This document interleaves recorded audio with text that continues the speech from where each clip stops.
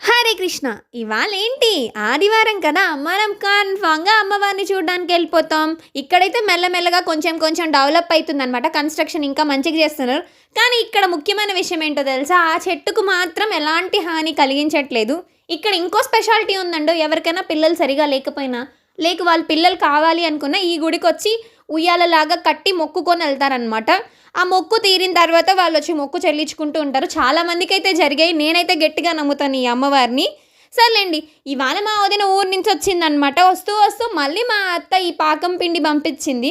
ఆ పాకం పిండిని మా అమ్మ ఇప్పుడు అరిసెలు చేసింది. అంటే తీసిన దాంట్లో కొంచెం ఫ్రిడ్జ్‌లో పెట్టుకొని మనకెప్పుడు కావాలంటే అప్పుడు ఇన్‌స్టాంట్‌గా చేసుకోవచ్చనమాట. ఎలా అంటే మన దగ్గర చాలా ఉందనుకోండి. మనం ఎంత కావాలనుకుంటే అంత క్వాంటిటీ ఫ్రిడ్జ్‌లో నుంచి బయటకి తీసి పెట్టుకొని ఓ 2, 3 అవర్స్ అలానే వదిలేసిన తర్వాత అది కూల్ మొత్తం తగ్గేసిన తర్వాత నెక్స్ట్ నార్మల్ మనం అప్పచ్చులు ఎలా ఒత్తేసుకుంటామో అలా ఒత్తేసుకోవడమే. Thanks for watching.